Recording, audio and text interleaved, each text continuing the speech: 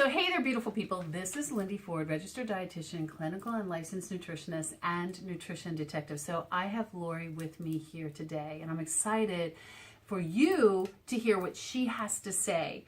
And the reason for that is that many times, I know I've cut these kind of videos before in the past, and it really looks all happy and Pollyannish, and everybody just had just a great time with losing weight and getting healthy and making changes. And you know what? Lorie had a tough time at the beginning, and I want to tell you about that because that's a good thing, because it really helps you to understand and encourage you that none of this is easy. And so change is difficult, and I want to let you know that the struggle is real. The struggle is real, right, Lorie? Is the struggle real? It is. It's very real.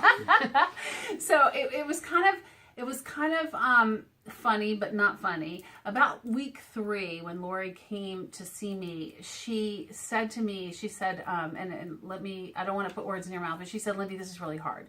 All these changes, because I think before, tell us more about yourself and what, your journey. Tell us a little bit about the challenges that you were facing, Lorie.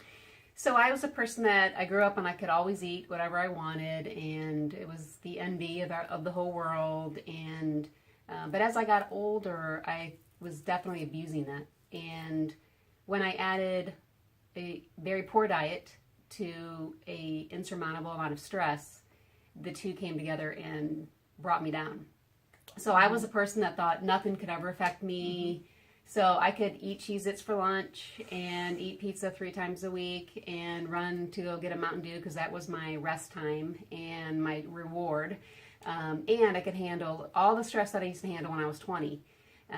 But that turned out not to be true. And just like that, my system shut down. Lorie, that is absolutely significant, that what you're saying right there, because this often happens. It often happens when we're in our 20s, and sometimes we can eke by in our 30s. I know that my big downfall happened in my early 30s, and then again I had another crisis in my 40s. But yep. I can tell you that happens to so many people, because it's almost like the straw that breaks the camel's back. Like we run on stress, we run on Mountain Dews, we run on Diet Pepsi. That was me, Diet Pepsi. And we run on, just not adequate nutrition. Just we're not feeding our bodies and nourishing our bodies, and we think we can get away with it. And it's like we sort of get away with it for a while. We don't have the big breakdown for a while, but then it all just, the system, that it breaks. It breaks. It's the straw that breaks the camel's back. Well, I know, Lorie, you were suffering with, and correct me if I'm wrong, you had some GERD issues, which is gastroesophageal reflux disease. Yeah. So you had some GERD issues. You were taking a PPI, like Prilosec, Nexium, that kind of thing. You had gastritis, you have some osteoporosis, as well as depression. Yes. And so all of those things were playing against this poor woman.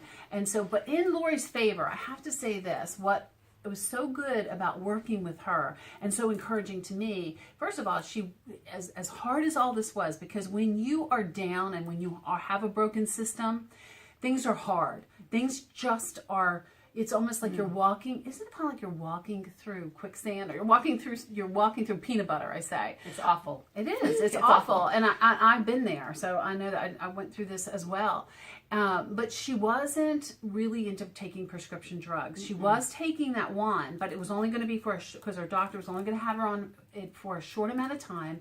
And I have to say this, you're pretty clean when you came to see me, which really helped in her healing. I'm just being honest. Yeah. The cleaner the people are that come to see me, the less prescription drugs they have in their system, the better. Lorie's journey, well, tell us what you did. Tell us some of the steps and some of the things that you did. So when my doctor told me I had to be on this medicine, I am very anti-medicinal. And I'll tell everybody out there, if you're on medicine, correct your body and get it healed. It's way better than the repercussions that medicine gives you. So I agreed to be on this medicine for a short period of time, and then I heard about Lindy, and immediately went to my doctor and said, you need to refer me because I need nutritional counseling. And so I came to see Lindy, and I was massively depressed. I had lost a lot of weight from just not being able to eat. I had a rock in my stomach. I was just shut down, completely shut down. And I was not one of these happy, yay people when I first saw her. I was beside myself. I was very bitter, very just full of negative energy, I should say. So Lindy sat and she just explained to me, these are the things that we have to do. And one thing that Lindy does is she will say, I would like for you to consider. So it's not something she says, you have to do this. It's something that you consider. Is this something that I want to do to feel better? And you're hoping that her expertise is what's going to get you there. So our first meeting, she had a full sheet of, these are the things. And it was like very overwhelming for somebody that went from eating Cheez-Its for lunch and a Mountain Dew over to, okay, now I'm going gluten-free and I'm supposed to take these supplements. But the motivator that kept me going was, you feel better. You start to feel better. You start to feel healthier. You start seeing the results. But it is hard. That's the one thing I want to say. It was very difficult. Nobody could have said, oh, guess what? You're going to have to cut out gluten, because this is basically gluten universe that we live in. Everything is made with gluten. So I had to go from not caring about making food, not going to a grocery store, not even thinking about taking the time to prepare food, because, ripping that thing off the box and throwing it in the microwave, that was my life. And that's all I wanted. I didn't want anything else. Now I have to carefully look at the ingredients, make sure I'm eating wholesome food. I have to prepare my food. I have to plan my meals. And I actually have to live in that thing we call a kitchen. And never thought I saw that coming. But I do. That's what I have to do now. And it was kind of funny. I didn't laugh, and I was very sympathetic, but I was also very realistic with Lorie. Like around week 3, like I said, Lorie came to me and said, this is just hard, Lindy. This is hard. And I said, yeah, it is. It's really hard. But I was so proud of her, because she didn't allow her feelings to take over, and she just pushed through. She pushed through her feelings of, this is too hard, and I can't go and cut vegetables up. And we came up with some strategies too to make it not so hard. Like, okay, get some cut up veggies at the store and do this and do that, and don't make it so hard on yourself, because it can be hard, and change is hard, but you can make it easier. So we tried to do some of those things, and I worked with her on that, and that was good. And she was always willing to at least try, but she was honest with me, and I so appreciate that, Lorie. You were honest with me, and you're like, girlfriend, I just hate doing this. I remember that. I said, I can't. I said, are you kidding me? Everything's made of gluten. This is never going to work. But here I am, and it has. Yeah, and it has. And it's so funny because, it is. A lot of things are made of gluten, but it's not impossible. I'm gluten-free. And here's the thing. I started with Lorie, as I start with a lot of my GI patients, with a nutrient-dense, whole foods, gluten-free diet. And it's not like I put everybody on a gluten-free diet. I am very personalized in what I do. It's like, I know that gluten affects people's mood, and I know that it affects their GI. And if your GI is messed up, your mood, most likely, it's about 90% of the cases that I see, your mood's going to be messed up. So, because to 90% of the serotonin is made in our gut. And so often, and all the other neurotransmitters are in our gut. And when our gut is not optimally healthy, and we haven't been taking care of ourselves, then everything else is going to be thrown off, and we are not going to have the motivation. So at the beginning, she didn't have the motivation, but I tell you, at the end, we're going to tell you about that in just a minute. But also, what I did is I put her on a gut healing GERD protocol. It has worked with about 100% of my patients. So I tell you, it is a powerful, nutrition is powerful, and I hate to see people suffer. And people come in to see me, a lot of times they'll say, well, I've been going through this like 15, 20 years. And I couldn't imagine that. 15 or 20 minutes would be too freaking long for me. It was too long. So anyway, Lorie, so you made these changes, and I want to tell you another thing too, is every week I saw a little transformation. I didn't tell you this, but every week you got different. You had, by the time our last meeting came along, it was like, I'm looking at, and it was really interesting because she came to see me one time, and she lives up in the northern part of my city, and we Skyped back and forth. And so it was worked so well. She didn't have to fight the traffic coming down to she lives in the same city, but we live in different parts of the city, or I do business in different part of the city. And so it was really nice. But every time I saw her, every week I saw her, I saw little changes. Even her skin tone got different or changed, and her effect or her demeanor changed. And it was like, I saw her, like, by the end, you were smiling. Yep. And you know what you told me the very first time? You said, Lindy, I used to be a happy-go-lucky. I used to be funny. I was funny and witty and hung out with people, and I was shut down. I was in my house. Well, a lot of times I was nauseous. I never knew when the nausea was going to hit. I never knew how miserable I was going to feel with, and I said, I cannot live like this. I will not. Right. And I said, so I'm willing to do whatever I need to do. So that social piece really was huge. There. Yeah, and because you didn't feel like, you really didn't feel like going out with people, and you didn't, so that's a way that, you kind of shut down as well, and I totally understand that. Yeah. So tell us more about this. How did this change you? Tell us what happened from the beginning to, I think it was about 8 weeks, from the beginning to the end. And I know you're not completely at your healing, but you're really close to Miss Lorie. So at the beginning, it was very overwhelming for me because it was so utterly different than the life that I had been living. But remember, we're living these lives that don't work for us, but we're comfortable. It's something that we know, okay? We also live in a society that's very stressful, or it's very influential, okay? So if we all go out with our friends, are they going, let's see, I should eat wholesome food? No, they're like, I'll take the pizza and the hamburgers and fries. And that's the problem is, we make that the norm instead of making ourselves the priority.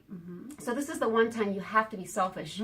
If there's one thing I can say, it's health is everything. If you don't have your health, I know we've all heard that cliche so many times, but if you don't have your health, you don't have anything. You can't enjoy life if you don't feel good.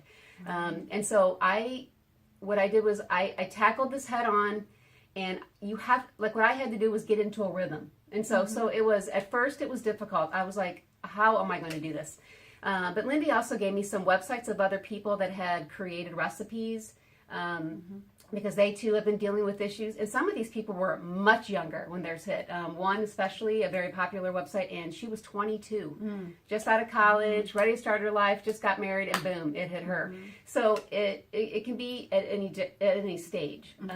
So I utilized the recipes. I put them into an Evernote app. And I just start copying them over, and I just started making these recipes for my family, and we would try it out, and would be like, is this a yay or a nay? Okay, and if they didn't like it, I deleted it. If they liked it, we put a star and we make it. Okay, so now we are making a lot of those recipes consistently. That's so cool. And so my family's gotten in on that, including my 14-year-old daughter. My husband, he's much happier since he's dropped all the carbs and the bread and the gluten that he was eating. And then I'm trying out different stores as well. What do you have to offer? So I'm going, as I'm learning about what gluten-free means and what the healthier options are, I'm going to different stores and I'm picking things up. And now I'm at the point where I'm learning, where can I get these for a reduced cost? So I'm becoming more efficient now that I know kind of what I'm buying and what I want to make. But my supplementation, it's right there. And I'm now to a point where I don't miss the gluten near as much. I still want a real piece of pizza, but I don't want the whole thing. Like I don't, it's not the same, it's not like the same cravings. So like anything, you train your taste buds to be healthy. Yeah. And it's not going to be something that happens overnight. Gosh, I couldn't say it better. Yeah. I just couldn't say that better. You said that really well. You could have my job, Lorie. So, so you heard her say that. And folks, I want to emphasize this. It's not all about being gluten-free. It's about a whole food, nutrient-dense diet. Your Creator made you to function optimally on that type of food. You may think you're getting away with something for a while, but the straw that breaks the camel's back will break, and it'll break you. And so I've seen it in my own life. Lorie's telling you it happened in her life. Lorie, let me ask you this. Is this something that you can do for a long period of time? Oh, and the other thing I wanted to say is that it's so cool that she incorporated her family into this, because I'm going to tell you something. You get healthy and the rest of your family is going to get healthy. Yeah.